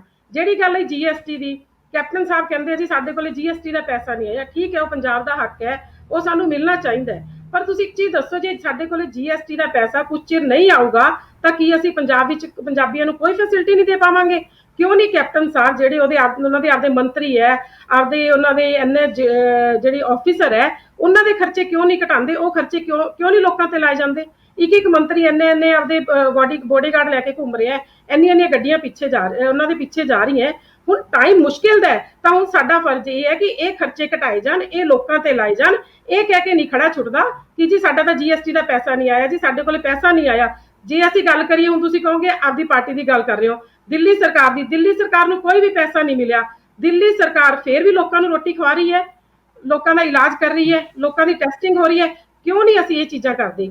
ਕੱਲਾ ਸੈਂਟਰ ਸਰਕਾਰ, ਠੀਕ ਹੈ, ਸੈਂਟਰ ਸਰਕਾਰ ਨੇ ਸਾਡਾ ਪੈਸਾ ਦੇਣਾ ਹੈ, ਪਰ ਸਾਰਾ ਠੀਕਰਾ ਜੇ ਅਸੀਂ ਸੈਂਟਰ ਸਰਕਾਰ ਦੇ ਅੱਗੇ ਭੰਨ ਦਾਂਗੇ ਸਿਰ ਤੇ, ਤਾਂ ਉਹਦੇ ਨਾਲ ਨਹੀਂ ਚੱਲਣਾ। ਸਾਨੂੰ ਵੀ ਕੁਝ ਕਰਨਾ ਪਊਗਾ, ਸਾਡੀ ਪਬਲਿਕ ਲਈ ਸਾਨੂੰ ਜਾਗਣਾ ਪਊਗਾ। ਮਿੱਤਲ ਜੀ, ਨੀਨਾ ਜੀ ਜਿਹੜੀ ਗੱਲ ਤੁਸੀਂ ਦਿੱਲੀ ਦੀ ਕੀਤੀ ਹੈ, ਦਿੱਲੀ ਕੋਲ ਤਾਂ ਆਪਦੇ ਬਹੁਤ ਰਿਸੋਰਸਸ ਨੇ। ਦਿੱਲੀ ਦਾ ਮੁਕਾਬਲਾ ਫਾਈਨਾਂਸ ਪੰਜਾਬ 'ਚ ਵੀ ਘੱਟ ਨਹੀਂ ਹੈ ਜੀ, ਕੀਤਾ ਜਾ ਸਕਦਾ। ਪੰਜਾਬ 'ਚ ਵੀ ਘੱਟ ਨਹੀਂ ਹੈ ਜੀ, ਪੰਜਾਬ 'ਚ। ਜੀ ਚਲੋ ਆਪਾਂ ਸਾਨੂੰ ਪੈਸਾ ਇਕੱਠਾ ਹੁੰਦਾ ਹੈ, ਉਹ ਇਹਨਾਂ ਦੇ ਲੀਡਰਾਂ ਦੀਆਂ ਜੇਬਾਂ ਵਿੱਚ ਜਾਂਦਾ ਹੈ, ਨਾ ਕਿ ਸਾਡੇ ਸੈਂਟਰ ਸਾਡੀ ਗਵਰਨਮੈਂਟ ਦੇ ਖਾਨੇ 'ਚ ਨਹੀਂ ਆਉਂਦਾ। ਗਗਨ ਜੀ, ਮੈਂ ਜਾਣਾ ਤਾਂ ਦੀਪਾ ਜੀ ਕੋਲ ਸੀ, ਪਰ ਪਹਿਲਾਂ ਤੁਹਾਡੇ ਕੋਲ ਆਉਣਾ ਹੈ, ਕਿਉਂਕਿ ਤੇ ਸਿੱਧਾ ਹੀ ਤੁਹਾਨੂੰ ਕਹੀ ਜਾਂਦੇ ਨੇ ਕਿ ਪੈਸਾ ਇਕੱਠਾ ਕਰੀ ਜਾਂਦੇ ਹੋ। ਸਰ ਗੱਲ ਇਸ ਤਰ੍ਹਾਂ ਹੈ ਜੀ, ਵੀ ਹੁਣ ਜੇ ਉਹ ਕਹਿੰਦੇ ਨਾ ਵਹਿਮ ਦਾ ਇਲਾਜ ਨਹੀਂ ਹੁੰਦਾ, ਤੇ ਉਹਦਾ ਇਲਾਜ ਹੈ ਨਹੀਂਗਾ ਜੀ। ਦੇਖੋ ਇਹਨਾਂ ਨੇ ਗੱਲ ਕੀਤੀ ਹੈਗੀ ਦਿੱਲੀ ਦੀ। ਦਿੱਲੀ ਜਿਵੇਂ ਤੁਹਾਨੂੰ ਕਲੀਅਰ ਹੈ ਜੀ, ਤੁਸੀਂ ਜਿੰਨੇ ਵੀ ਜਿਹਨੂੰ ਥੋੜਾ ਬਹੁਤਾ ਪਤਾ ਹੋਊਗਾ ਵੀ ਆਪਣੇ ਫਾਈਨਾਂਸਿਸ ਬਾਰੇ, ਤਾਂ ਇੱਕ ਬੜੀ ਵੱਡੀ ਕਲੀਅਰਿਟੀ ਆ ਜਾਂਦੀ ਹੈ ਕਿ ਦਿੱਲੀ ਦੇ ਫਾਈਨਾਂਸਿਸ ਤੇ ਪੰਜਾਬ ਦੇ ਫਾਈਨਾਂਸਿਸ ਦੇ ਵਿੱਚ ਬਹੁਤ ਵੱਡਾ ਡਿਫਰੈਂਸ ਹੈਗਾ ਆ। ਤੇ ਦੂਜੀ ਗੱਲ ਜਿਹੜੀ ਇਹਨਾਂ ਨੇ ਗੱਲ ਕੀਤੀ ਹੈ ਵੀ ਪੰਜਾਬ ਵੀ ਉੱਥੇ ਦਿੱਲੀ ਦੇ ਵਿੱਚ ਲੋਕਾਂ ਨੂੰ ਰੋਟੀ ਖਵਾਈ ਜਾ ਰਹੀ ਹੈ, ਉੱਥੇ GST ਦਾ ਹਵਾਲਾ ਨਹੀਂ ਦਿਆ ਜਾ ਰਿਹਾ, ਤਾਂ ਪੰਜਾਬ ਦੇ ਵਿੱਚ ਵੀ ਹਜੇ ਤੱਕ ਤਾਂ ਜਿਹੜਾ ਹੈਗਾ ਪੰਜਾਬ ਸਰਕਾਰ ਸਾਰੀ ਹੈ ਤੇ ਲੋਕਾਂ ਨੂੰ ਰੋਟੀ ਵੀ ਦੇ ਰਹੀ ਹੈ। ਤੇ ਪਿੰਡਾਂ ਦੇ ਵਿੱਚ ਅਸੀਂ ਜਾ ਕੇ ਲੋਕਾਂ ਤੱਕ ਪਹੁੰਚ ਕਰ ਰਹੇ ਹਾਂ। ਲੋਕਾਂ ਨੂੰ ਜਿੱਥੇ ਪ੍ਰੋਬਲਮ ਆ ਰਹੀ ਹੈ, ਟੈਸਟਿੰਗ ਪੰਜਾਬ 'ਚ ਵੀ ਹੋ ਰਹੀ ਹੈ, ਇਲਾਜ ਪੰਜਾਬ 'ਚ ਵੀ ਹੋ ਰਿਹਾ। ਠੀਕ ਹੈ, ਇੱਕ ਵਾਰੀ ਜਿਹੜਾ ਹੈਗਾ ਪੰਜਾਬ ਨੇ ਆਪਣਾ ਜ਼ਿਲ੍ਹਾ ਸੀਗਾ ਜਿਹੜਾ ਆਪਣਾ ਇੱਧਰ ਨਵਾਂ ਸ਼ਹਿਰ ਵੱਲ, ਉਹਨੂੰ ਇੱਕ ਵਾਰੀ ਆਪਾਂ ਨੇ ਬਿਲਕੁਲ ਕਰੋਨਾ ਫ੍ਰੀ ਵੀ ਕਰ ਲਿਆ ਸੀ। ਬਾਅਦ ਦੇ ਵਿੱਚ ਇੱਕਦਮ ਦੁਬਾਰਾ ਜਦੋਂ ਕਰੋਨਾ ਦੇ ਵਿੱਚ, ਜਿਹਨੂੰ ਆਪਾਂ ਇੱਕ ਕਰੋਨਾ ਬਲਾਸਟ ਕਹਿ ਸਕਦੇ ਹਾਂ, ਪੰਜਾਬ ਦੇ ਵਿੱਚ ਹੋਇਆ, ਤੇ ਉਦੋਂ ਜਿਹੜੇ ਕੇਸਿਸ ਵਧੇ ਆ, ਉਹਦੇ ਵਿੱਚ ਦੁਬਾਰਾ ਉੱਥੇ ਆਇਆ। ਤਾਂ ਇਹ ਗੱਲ ਨਹੀਂ ਹੈ ਵੀ ਪੰਜਾਬ ਦੇ ਵਿੱਚ ਕੁਝ ਹੋਇਆ ਹੀ ਨਹੀਂ ਕਰੋਨਾ ਤੇ। ਇਹ ਗੱਲ ਕਹਿਣੀ ਤਾਂ ਬਿਲਕੁਲ ਗਲਤ ਹੈ। ਆਪਾਂ ਕਿਸੇ ਨਾਲ, ਅਗਰ ਆਪਾਂ ਕਿਸੇ ਹੋਰ ਸਟੇਟ ਨਾਲ ਇਹਨੂੰ ਮੈਚ ਕਰਾਂਗੇ, ਜਾਂ ਕਿਉਂਕਿ ਪੰਜਾਬ ਦਾ ਆਪਣਾ, ਦੇਖੋ ਆਪਾਂ ਆਪਣੀ ਜਿਹੜੀ ਮੈਚਿੰਗ ਆਪਾਂ ਆਪਣੇ ਗਵਾਂਢੀ ਨਾਲ ਵੀ ਨਹੀਂ ਕਰ ਸਕਦੇ। ਜੇ ਆਪਾਂ ਆਪਣੇ ਘਰ ਦੀ ਦੇਖੀਏ, ਆਪਾਂ ਨੂੰ ਪਤਾ ਆਪਾਂ ਆਪਣਾ ਘਰ ਕਿਵੇਂ ਚਲਾਉਣਾ ਤੇ ਉਹਨਾਂ ਨੇ ਕਿਵੇਂ ਚਲਾਉਣਾ। ਦੂਜੇ ਵੱਲ ਦੇਖ ਕੇ ਆਪਣਾ ਘਰ ਨਹੀਂ ਆਪਾਂ ਫੂਕ ਸਕਦੇ। ਸੋ ਜੋ ਫੈਸਿਲਿਟੀਆਂ ਪੰਜਾਬ ਸਰਕਾਰ ਪੂਰੇ ਜ਼ੋਰ ਲਾ ਰਹੀ ਹੈ, ਆਪਣੇ ਵੱਲੋਂ ਕਰ ਰਹੀ ਹੈ, ਤੇ ਵਾਕਈ ਜੇ ਅਸੀਂ ਆਪਦਾ ਜਿਹੜਾ ਹੱਕ ਦਾ ਪੈਸਾ ਹੈ, ਜੇ ਸਾਨੂੰ ਉਹੀ ਨਹੀਂ ਮਿਲੇਗਾ ਤੇ ਅਸੀਂ ਅੱਗੇ ਕਿਵੇਂ ਕਰਾਂਗੇ? ਹੁਣ ਜਿਵੇਂ ਆਪਾਂ ਜ਼ੋਨਸ ਦੀ ਗੱਲ ਕਰੀ ਹੈ, ਜਿਵੇਂ ਜ਼ੋਨਸ ਦੀ ਗੱਲ ਆਈ ਹੈ ਸਰ, ਆਪਾਂ ਜ਼ੋਨਸ ਦੀ ਰੈੱਡ ਜ਼ੋਨ ਬਿਲਕੁਲ ਸਹੀ ਹੈ ਵੀ ਉਹ ਹੋਣੇ ਚਾਹੀਦੇ ਆ ਪੰਜਾਬ ਸਰਕਾਰ ਕੋਲੇ। ਉਹਦਾ ਇੱਕ ਬਹੁਤ ਵੱਡਾ ਇਹ ਰੀਜ਼ਨ ਵੀ ਬਣ ਜਾਂਦਾ ਹੈ। ਹੁਣ ਜਿਸ ਜ਼ੋਨ ਦੇ ਵਿੱਚ ਆਪਾਂ, ਜਿਵੇਂ ਪਟਿਆਲੇ ਦੀ ਗੱਲ ਕਰਦੇ ਹਾਂ, ਹੁਣ ਸਾਡਾ ਘਨੌਰ ਪਟਿਆਲੇ ਤੋਂ ਆਲਮੋਸਟ ਲਾਈਕ ਆਪਾਂ ਕਹਿ ਸਕਦੇ ਹਾਂ ਕਿ 25 ਤੋਂ 30 ਕਿਲੋਮੀਟਰ ਰੇਡੀਅਸ ਦੇ ਵਿੱਚ ਪੈ ਜਾਂਦਾ ਆ। ਉੱਥੇ ਸਾਡੇ ਘੱਟੋ ਘੱਟ ਵੱਡੀਆਂ ਜਿਹੜੀਆਂ ਇੰਡਸਟਰੀਜ਼ ਦੀ ਮੈਂ ਗੱਲ ਕਰਦਾ, 507 ਤਾਂ ਮੈਂ ਨਾਮ ਲੈ ਸਕਦਾ ਇਸ ਟਾਈਮ, ਜਿਹੜੀਆਂ ਇੰਡਸਟਰੀਜ਼ ਨੇ ਜਿੱਥੇ ਕਈ ਮਜ਼ਦੂਰ ਕੰਮ ਕਰਦੇ ਆ ਤੇ ਕਈ ਲੋਕਾਂ ਦੀ ਰੋਜ਼ਗਾਰ ਹੁੰਦਾ ਆ, ਉਹ ਬੰਦ ਪਈ ਹੈ। ਉਹਨਾਂ ਇੰਡਸਟਰੀਜ਼ ਨੂੰ ਆਪਾਂ ਇੱਕ ਪਾਲਿਸੀ ਲਿਆ ਸਕਦੇ ਹਾਂ, ਜੇ ਪੰਜਾਬ ਸਰਕਾਰ ਕੋਲੇ ਪਾਵਰ ਹੋਵੇ, ਕਿ ਚਾਹੇ 25% ਜਿਹੜੀ ਲੇਬਰ ਹੈ ਉਹਦੇ ਨਾਲ ਉਹਨੂੰ ਚਲਾ ਦਿੱਤਾ ਜਾਵੇ, ਤੇ ਉਹ ਇੰਡਸਟਰੀ ਕੰਮ ਕਰੇ ਤੇ ਲੋਕਾਂ ਨੂੰ ਕੁਝ ਦੇਗੀ। ਲੋਕੀ ਘਰੇ ਬੈਠੇ, ਇੰਡਸਟਰੀ ਵਾਲੇ ਕਹਿੰਦੇ ਸਾਡੇ ਕੋਲ ਪੈਸੇ ਨਹੀਂ, ਅਸੀਂ ਉਹਨਾਂ ਨੂੰ ਤਨਖਾਹ ਨਹੀਂ ਦੇ ਸਕਦੇ, ਤਾਂ ਕਰਕੇ ਲੋਕ ਮਾਈਗ੍ਰੇਟ ਹੋ ਰਹੇ ਆ। ਜੀ ਗੱਲ ਤੁਹਾਡੀ ਇਹ ਠੀਕ ਹੈ, ਬਿਲਕੁਲ ਗਗਨ ਜੀ, ਤੁਸੀਂ ਗੱਲ ਸਹੀ ਕਹਿ ਰਹੇ ਹੋ। ਦੀਪਾ ਜੀ, ਆਪਾਂ ਇਹ ਗੱਲ ਜਿਹੜੀ ਕੈਪਟਨ ਸਾਹਿਬ ਦਾ ਦੂਜਾ ਪੁਆਇੰਟ ਆ, ਰੈੱਡ ਜ਼ੋਨ ਦੀ ਗੱਲ ਕਰ ਲਈ, ਦੂਜਾ ਪੁਆਇੰਟ ਹੈ ਜਿਹੜਾ ਜਿਹਦੇ 'ਚ ਜਲਾਲਾਬਾਦ ਹੋਰਾਂ ਨੇ ਗੱਲ ਕੀਤੀ ਹੈ, ਕੈਪਟਨ ਸਾਹਿਬ ਨੇ ਵੀ ਗੱਲ ਕਹੀ ਹੈ ਕਿ ਮਾਈਗ੍ਰੇਟ ਲੇਬਰ ਹਾਲੇ ਵੀ 30% ਪਈ ਹੈ, ਸਾਨੂੰ ਇਹ ਚਲਾਉਣ ਦੀ ਆਗਿਆ ਦਿਓ। ਇਹੋ ਜਿਹੇ 2-3 ਇਸ਼ੂ ਨੇ। ਮੈਂ ਦੀਪਾ ਜੀ ਤੁਹਾਡੇ ਕੋਲ ਆਉਣਾ। ਹਾਂਜੀ ਰਜਿੰਦਰ, ਦੀਪਾ ਜੀ, ਜਿਹੜੀ ਗੱਲ ਮੈਂ ਬ੍ਰੇਕ ਤੇ ਜਾਣ ਤੋਂ ਪਹਿਲਾਂ ਕਹੀ ਸੀ, ਤੁਹਾਨੂੰ ਕੀ ਲੱਗਦਾ ਕਿ ਕੈਪਟਨ ਸਾਹਿਬ ਦਾ ਇਹ ਕਹਿਣਾ ਕਿ ਇੰਡਸਟਰੀ ਦਾ ਚਲਾਉਣ ਤੋਂ ਘੱਟੋ ਘੱਟ ਥੋੜੀ ਬਹੁਤੀ ਜਿਹੜੀ ਹੈ ਲੇਬਰ ਹਾਲੇ ਬਚੀ ਹੈ, ਉਹਦੇ ਨਾਲ ਕੰਮ ਚਲਾ ਦਈਏ, ਜਾਂ ਇਸ ਤਰ੍ਹਾਂ ਦੇ ਇਸ਼ੂ ਤੇ ਤੁਹਾਡੀ ਕੀ ਟਿੱਪਣੀ ਹੈ? ਰੋਕਣ ਨੂੰ ਰੋਕਿਆ ਕਿਸੇ ਨੇ ਵੀ ਨਹੀਂ। ਇਹ ਬਿਲਕੁਲ ਜਿਵੇਂ ਜ਼ੋਨ ਹੈ ਜਾਂ ਜਿਸ ਤਰ੍ਹਾਂ ਕੰਟੇਨਮੈਂਟ ਏਰੀਆ ਨੂੰ ਛੱਡ ਕੇ ਸਭ ਥਾਂ ਤੇ ਚਲਾ ਸਕਦੇ ਆ। ਪਰ ਮੈਂ ਫੀਲ ਕਰਦਾ ਕਿ ਜਿੱਥੋਂ ਤੱਕ ਮਾਈਗ੍ਰੈਂਟ ਲੇਬਰ ਦੀ ਗੱਲ ਹੈ, ਉਹਦੇ ਵਿੱਚ ਅਸੀਂ ਸਾਡੀ ਮੋਦੀ ਸਰਕਾਰ ਦੀ ਗੱਲ ਕਰੀਏ, ਸੈਂਟਰ ਦੀ ਗੱਲ ਕਰੀਏ ਔਰ ਸਟੇਟਾਂ ਦੀ ਗੱਲ ਕਰੀਏ, ਕੁਝ ਅਸੀਂ ਫੇਲ ਹੋਏ ਹਾਂ। ਕੋਈ ਨਾ ਕੋਈ ਐਸੀ ਪਾਲਿਸੀ ਨਹੀਂ ਬਣਾ ਸਕੇ ਨੈਸ਼ਨਲ ਲੈਵਲ ਤੇ, ਸਟੇਟ ਲੈਵਲ ਤੇ ਮਾਈਗ੍ਰੈਂਟ ਲੇਬਰ ਹੈ ਇਹ ਰੁਕ ਸਕਦੀ। ਸਮਹਾਓ ਇੰਡਸਟਰੀਅਲਿਸਟਾਂ ਨੇ ਸ਼ਾਇਦ ਉਹਨਾਂ ਦੀ ਜਿੱਥੇ ਲੇਬਰ ਸੀ ਉਹਨਾਂ ਨੇ ਕੁਝ ਮਦਦ ਨਹੀਂ ਕੀਤੀ, ਜਾਂ ਉਹਨਾਂ ਨੇ ਉਹਨਾਂ ਨੂੰ ਪੂਰਾ ਭਰੋਸੇ 'ਚ ਨਹੀਂ ਲਿਆ, ਜਾਂ ਉਹਨਾਂ ਨੂੰ ਤਨਖਾਹਾਂ ਨਹੀਂ ਦਿੱਤੀਆਂ, ਜਾਂ ਅੱਧੀਆਂ ਪਚੱਧੀਆਂ ਦੇ ਦਿੰਦੇ, ਜਾਂ ਕੁਝ ਬੈਂਕਾਂ ਵੱਲੋਂ ਜਿਹੜੀ ਮਦਦ ਆ ਜਾਣੀ ਚਾਹੀਦੀ ਸੀ ਇੰਡਸਟਰੀਅਲਿਸਟ ਨੂੰ, ਉਹਨਾਂ ਦੀਆਂ ਬੈਲੈਂਸ ਸ਼ੀਟ ਵੇਖ ਕੇ ਉਹਨਾਂ ਨੂੰ ਕੈਸ਼ ਕ੍ਰੈਡਿਟ ਲਿਮਿਟਸ ਹੋਰ ਜਲਦੀ ਇਸ਼ੂ ਕਰ ਦੇਣੀਆਂ ਚਾਹੀਦੀਆਂ ਸੀ। ਤਾਂ ਮੈਂ ਸਮਝਦਾ ਸੀ ਕਿ ਮਾਈਗ੍ਰੈਂਟ ਲੇਬਰ ਨੂੰ ਅਸੀਂ ਰੋਕਣ 'ਚ ਕਾਮਯਾਬ ਹੋ ਜਾਂਦੇ। ਦੇਖੋ ਕਰੋਨਾ ਪਤਾ ਨਹੀਂ ਕਦੋਂ ਤੱਕ ਚੱਲਣਾ ਹੈ, ਪਰ ਜਿਹੜਾ ਇੰਡਸਟਰੀ ਦੀ ਲੇਬਰ ਜਾਣ ਕਰਕੇ ਇੱਕ ਤਾਂ ਜਿਹੜੀਆਂ ਦੂਜੀਆਂ ਸਟੇਟਾਂ 'ਚ ਉਹਨਾਂ ਨੂੰ ਹੁਣ ਕੁਆਰੰਟਾਈਨ ਰੱਖਣਾ ਪੈਣਾ ਹੈ, ਉਹ ਕਿੱਡੀ ਵੱਡੀ ਐਕਸਰਸਾਈਜ਼ ਹੈ। ਪੰਜਾਬ 'ਚ ਜੇ 2.5-3 ਲੱਖ ਬਿਹਾਰ ਦੇ ਵਿੱਚ ਜਾਂ 4 ਲੱਖ ਯੂਪੀ 'ਚ ਜਾ ਰਿਹਾ ਹੈ। ਸਾਰੀ ਦੇਸ਼ ਦੇ ਵਿੱਚ ਜਦੋਂ ਪਹੁੰਚਿਆ 50 ਲੱਖ ਬੰਦਾ ਜਾਂ ਕਰੋੜ ਬੰਦਾ ਯੂਪੀ ਔਰ ਬਿਹਾਰ 'ਚ ਪਹੁੰਚੂਗਾ, ਉਹਨਾਂ ਨੂੰ ਕੁਆਰੰਟਾਈਨ ਕਿਵੇਂ ਕਰਨਗੇ? ਔਰ ਉਹ 2 ਮਹੀਨੇ ਬਾਅਦ ਫਿਰ ਉਹਨਾਂ ਨੂੰ ਨੌਕਰੀਆਂ ਦੀ ਤਾਂ ਲੋੜ ਹੈ, ਫਿਰ ਉਹਨਾਂ ਨੂੰ ਆਉਣਾ ਪੈਣਾ ਹੈ। ਸਮਹਾਉ ਇਹਦੇ ਫੇਲ ਹੋਇਆ ਨਾ ਕਿਸੇ ਤਰ੍ਹਾਂ ਅਸੀਂ ਇੰਡਸਟਰੀਅਲਿਸਟ ਦਾ ਔਰ ਇੰਡਸਟਰੀਅਲਿਸਟ ਉਸ ਲੇਬਰ ਦਾ ਨਹੀਂ ਕਰ ਸਕੇ। ਔਰ ਸ਼ਾਇਦ ਇੱਥੇ ਪੰਜਾਬ ਸਰਕਾਰ ਦੀ ਮੈਂ ਗੱਲ ਕਰਾਂ, ਜਿਹੜਾ ਫੂਡ ਆਇਆ ਸੀ ਜਿਹੜੀਆਂ ਸਰਕਾਰ ਵੱਲੋਂ, ਸੈਂਟਰ ਸਰਕਾਰ ਵੱਲੋਂ 1 ਕਰੋੜ 41 ਲੱਖ ਲੋਕਾਂ ਲਈ 3 ਮਹੀਨਿਆਂ ਦਾ ਰਾਸ਼ਨ ਆਇਆ ਸੀ, ਜਿੰਦੇ 'ਚ 5-5 ਕਿਲੋ ਹਰ ਆਦਮੀ ਲਈ, ਹਰ ਬੱਚੇ ਲਈ ਕਣਕ ਆਈ ਸੀ, 1-1 ਕਿਲੋ ਦਾਲ ਆਈ ਸੀ। ਉਹ ਸ਼ਾਇਦ ਅਸੀਂ ਵੰਡ ਨਹੀਂ ਸਕੇ ਕਿਉਂਕਿ ਅਜੇ 5-6 ਦਿਨ ਪਹਿਲਾਂ ਹੀ ਰਾਮ ਵਿਲਾਸ ਪਾਸਵਾਨ ਜੋ ਫੂਡ ਸਪਲਾਈ ਮਿਨਿਸਟਰ, ਉਹਨਾਂ ਨੇ ਕਿਹਾ ਕਿ ਇੱਕ ਮਹੀਨੇ ਦੇ ਵਿੱਚ ਸਿਰਫ 1% ਹੀ ਸਾਡਾ ਰਾਸ਼ਨ ਵੰਡਿਆ ਗਿਆ ਪੰਜਾਬ ਦੇ ਵਿੱਚ।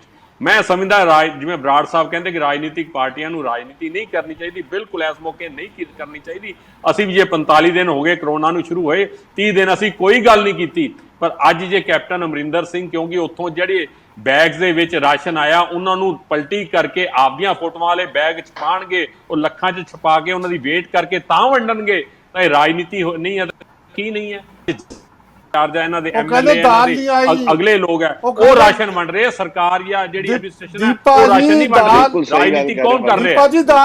ਰਾਜਨੀਤੀ ਕੌਣ ਕਰ ਰਿਹਾ? ਰਾਜਨੀਤੀ ਇਹ ਪਾਰਟੀ ਕਰ ਰਹੀ ਹੈ। ਅੱਜ ਸੈਂਟਰ 85% ਮਾਈਗ੍ਰੈਂਟ ਲੇਬਰ ਦੀਆਂ ਟਿਕਟਾਂ ਦਾ ਖਰਚਾ ਭਰ ਰਿਹਾ, 15% ਸੂਬੇ ਦੀ ਸਰਕਾਰ ਭਰ ਰਹੀ ਹੈ, ਪਰ ਇਹਨਾਂ ਦੇ ਐਮਐਲਏ ਗੱਡੀਆਂ ਦੇ ਵਿੱਚ ਜਾ ਕੇ ਇੱਕ ਪੰਫਲੇਟ ਫੜਾ ਕੇ ਕਹਿ ਰਿਹਾ ਕਿ ਸੋਨੀਆ ਗਾਂਧੀ ਨੇ ਪੈਸੇ ਭੇਜੇ ਆ, ਸੋਨੀਆ ਗਾਂਧੀ ਤੁਹਾਨੂੰ ਭੇਜ ਰਹੀ ਹੈ। ਇਸ ਤੋਂ ਮਾੜੀ ਰਾਜਨੀਤੀ, ਗਿਰੀ ਹੋਈ ਰਾਜਨੀਤੀ ਕੀ ਹੋ ਸਕਦੀ ਹੈ? ਜਲਾਲਪੁਰ ਸਾਹਿਬ ਜ਼ਰੂਰ ਦੱਸਣਗੇ ਜਿਹੜੀ ਮਾਈਗ੍ਰੇਟ ਲੇਬਰ ਨੂੰ ਅਸੀਂ ਭੇਜਿਆ, ਟਿਕਟਾਂ ਦਾ ਖਰਚਾ 85% ਸੈਂਟਰ ਸਰਕਾਰ ਨੇ ਨਹੀਂ ਲਾਇਆ, 15% ਸਟੇਟ ਸਰਕਾਰ ਨੇ ਨਹੀਂ ਲਾਇਆ। ਤੁਹਾਡੀ ਪਾਰਟੀ ਨੇ, ਸੁਨੀਲ ਜਾਖੜ ਜਿੰਦੇ ਪ੍ਰਧਾਨ ਹੈ, ਤੁਹਾਡੀ ਪਾਰਟੀ ਨੇ ਕੋਈ 1 ਪੈਸਾ ਲਾਇਆ ਤਾਂ ਤੁਸੀਂ ਦੱਸੋ।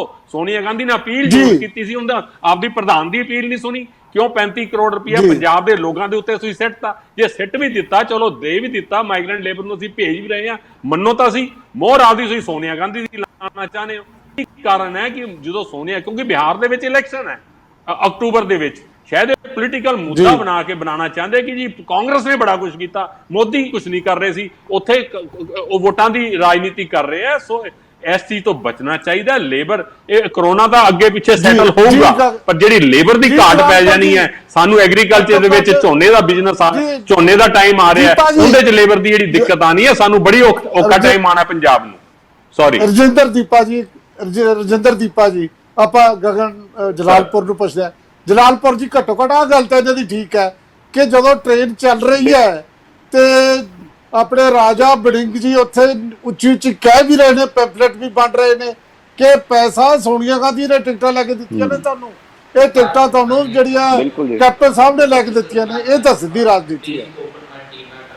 ਦੇਖੋ, ਮੈਂ ਵੀ ਇਹ ਵੀਡੀਓ ਦੇਖੀ ਹੈਗੀ ਹੈ ਜਿਹੜੀ ਤੁਸੀਂ ਦੱਸ ਰਹੇ ਹੋ ਰਾਜਾ ਵੜਿੰਗ ਜੀ ਦੀ। ਮੈਂ ਇਹਨਾਂ ਦੇ ਸਾਰੀਆਂ ਗੱਲਾਂ ਦਾ ਇੱਕ ਕਰਕੇ ਜਵਾਬ ਦਿੰਦਾ।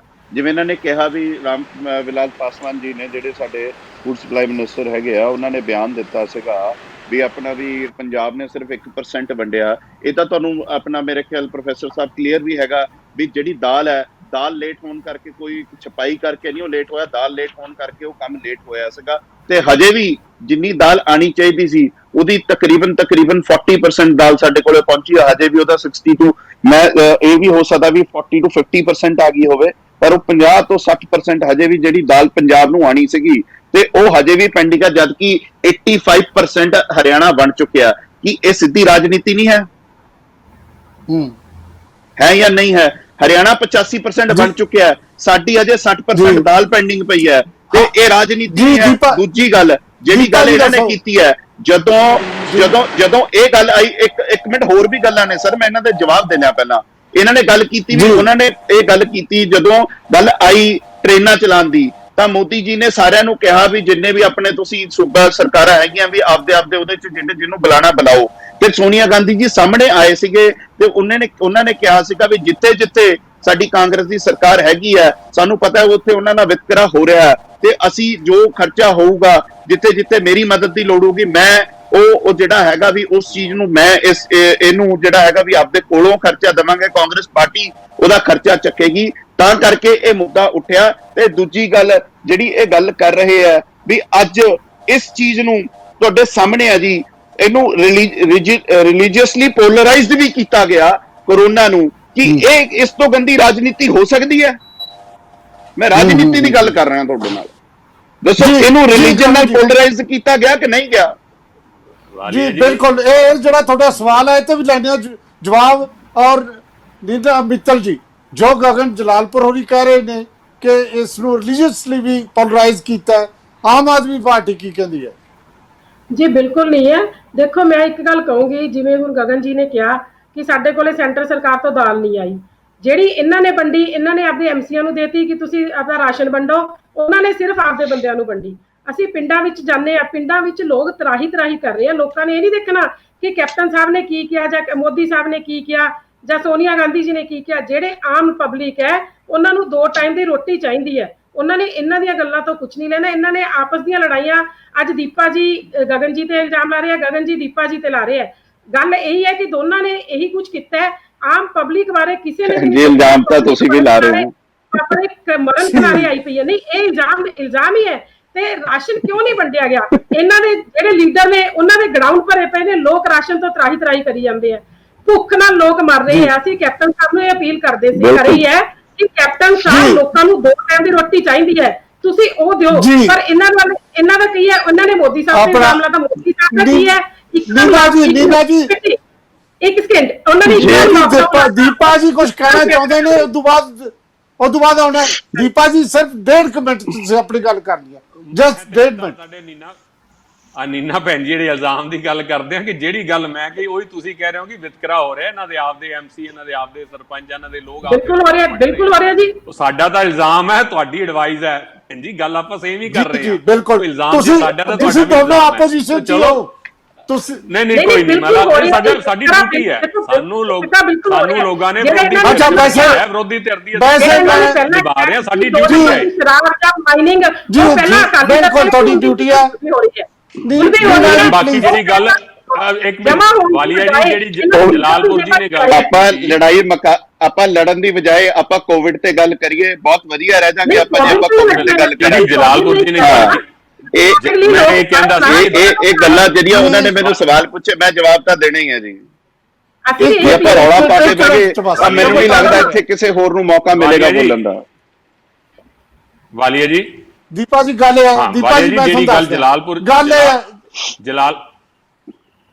ਜਿਹੜੀ ਗੱਲ ਜਲਾਲਪੁਰ ਦੇ ਗੱਲ ਪਤਾ ਕੀ ਹੈ, ਮੇਰੀ ਬੇਨਤੀ ਇਹ ਹੈ ਕਿ ਮੈਂ ਜਿਹੜੀ ਗੱਲ ਕਹਿਣੀ ਚਾਹੁੰਦਾ ਹੈ ਸਾਰੇ ਆਪਣੇ ਪੈਨਲਿਸਟ ਨੂੰ, ਕਿ ਅਸੀਂ ਬਾਰ-ਬਾਰ ਬੇਨਤੀ ਕਰਨ ਦੇ ਬਾਵਜੂਦ ਅਸੀਂ ਉੱਥੇ ਹੀ ਆ ਇੱਕ ਦੂਜੇ ਤੇ ਇਹ ਜਾਣਬਾਜ਼ੀ ਦੀ ਬਜਾਏ ਜਿਹੜਾ ਅੱਜ ਦਾ ਟੌਪਿਕ ਸੀ, ਜੇ ਉਹ ਤੇ ਗੱਲ ਹੁੰਦੀ ਤਾਂ ਜ਼ਿਆਦਾ ਚੰਗਾ ਹੁੰਦਾ।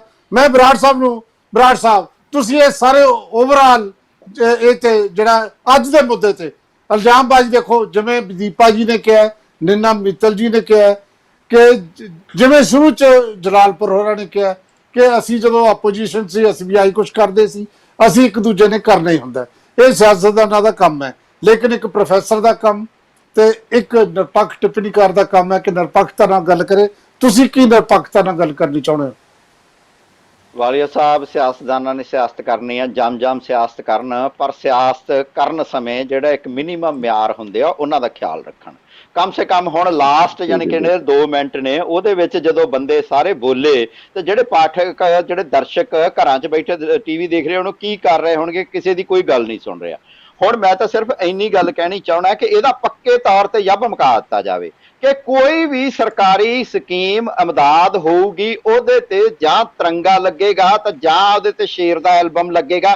ਇਸ ਤੋਂ ਬਗੈਰ ਸਾਰੇ ਪੋਲੀਟੀਕਲ ਪਾਰਟੀਆਂ ਦੇ ਚਾਹੇ ਸੈਂਟਰ ਤੋਂ ਗ੍ਰਾਂਟ ਆਵੇ ਤੇ ਚਾਹੇ ਸਟੇਟ ਤੋਂ ਗ੍ਰਾਂਟ ਆਵੇ, ਯੱਬ ਨਿਬੇੜ ਦੇਣਾ ਚਾਹੀਦਾ, ਪੱਕਾ ਯੱਬ ਨਿਬੇੜ ਦੇਣਾ ਚਾਹੀਦਾ ਕਿ ਜਾਂ ਤਿਰੰਗਾ ਚੱਲੂਗਾ ਤੇ ਜਾਂ ਸ਼ੇਰ ਚੱਲੂਗਾ।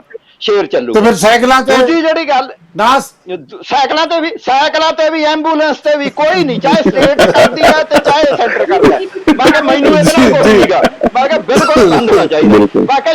ਬਾਕੀ ਸਾਡੀ ਜਿਹੜੀ ਅਣਖ ਗੌਰਵ, ਜਿਹੜਾ ਕੌਮੀ ਗੌਰਵ ਆ, ਉਹਦਾ ਪ੍ਰਤੀਕ ਜਾਂ ਤਿਰੰਗਾ ਹੈ ਤੇ ਜਾਂ ਸ਼ੇਰ ਆ। ਕੋਈ ਵਿਅਕਤੀ ਨਹੀਂਗਾ, ਚਾਹੇ ਉਹ ਮਨਮੋਹਨ ਸਿੰਘ ਜੀ ਹੋਣ, ਚਾਹੇ ਮੋਦੀ ਜੀ ਹੋਣ, ਚਾਹੇ ਅਮਰਿੰਦਰ ਜੀ ਹੋਣ ਤੇ ਚਾਹੇ ਉਹ ਪ੍ਰਕਾਸ਼ ਸਿੰਘ ਬਾਦਲ ਹੋਣ।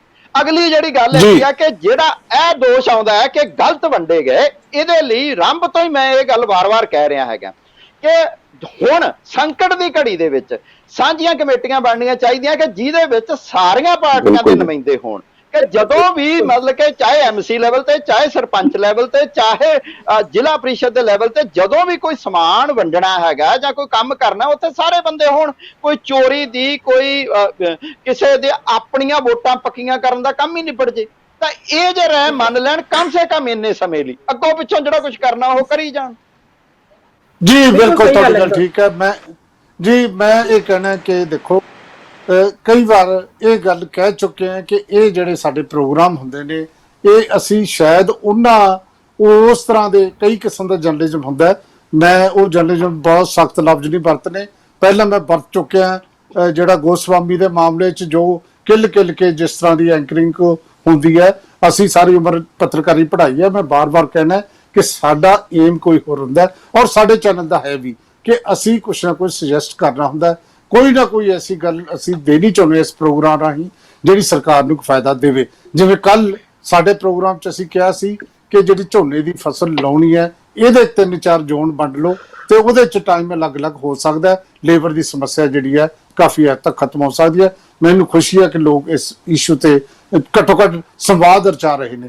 ਬਿਲਕੁਲ ਉਸੇ ਤਰੀਕੇ ਨਾਲ ਜਿਵੇਂ ਅੱਜ ਬਰਾੜ ਸਾਹਿਬ ਨੇ ਕਿਹਾ ਕਿ ਬਾਰ-ਬਾਰ ਇੱਕ ਦੂਜੇ ਤੇ ਇਲਜ਼ਾਮ ਲਾਉਣ ਦੀ ਬਜਾਏ ਇੱਕ ਕੋਈ ਜਿਹਦੀ ਮਰਜ਼ੀ ਸਰਕਾਰ ਹੋਵੇ, ਅਸੀਂ ਇਹ ਕਰ ਲਈਏ ਕਿ ਭਾਈ ਇੱਥੇ ਕਿਸੇ ਦੀ ਫੋਟੋ ਨਹੀਂ ਲੱਗਣੀ, ਨਾ ਸਾਈਕਲਾਂ ਤੇ ਫੋਟੋ ਲੱਗਣੀ, ਨਾ ਐਂਬੂਲੈਂਸਾਂ ਤੇ ਲੱਗਣੀ ਹੈ, ਨਾ ਹੀ ਕਿਸੇ ਰਾਸ਼ਨ ਦੇ ਉੱਤੇ ਲੱਗਣੀ ਹੈ। ਲੇਕਿਨ ਇਹ ਗੱਲ ਬਿਲਕੁਲ ਸਹੀ ਹੈ, ਜੇ ਰਾਸ਼ਨ ਵੰਡਣ ਵੇਲੇ ਜੋ ਸ਼ੁਰੂ 'ਚ ਅਸੀਂ ਸੁਜੈਸਟ ਕੀਤਾ ਸੀ ਕਿ ਭਾਈ ਇੱਕ ਕਮੇਟੀਆਂ ਬਣਾ ਲਓ, ਡੀਸੀ ਦੇ ਅੰਡਰ ਬਣਾ ਲਓ, ਔਰ ਸਾਰੇ ਉਹਦੇ 'ਚ ਸਾਰੀਆਂ ਪਾਰਟੀਆਂ ਹੋਣ, ਤੇ ਉਹ ਜੇ ਹੁੰਦਾ ਤਾਂ ਸ਼ਾਇਦ ਮਾਈਗ੍ਰੇਟ ਲੇਬਰ ਜਾਣ 'ਚ ਵੀ ਕੋਈ ਨਾ ਕੋਈ ਐਡੀ ਵੱਡੀ ਗਿਣਤੀ ਨਾ ਹੁੰਦੀ। ਬਹੁਤ ਸਾਰੇ ਐਸੇ ਸਵਾਲ ਨੇ ਜਿਨ੍ਹਾਂ ਤੇ ਜਿਹੜੀ ਹੈ ਚਰਚਾ ਵੀ ਹੋ ਸਕਦੀ ਹੈ, ਜਿਨ੍ਹਾਂ ਤੇ ਸੁਜੈਸ਼ਨ ਵੀ ਦਿੱਤੇ ਜਾ ਚੁੱਕੇ ਨੇ।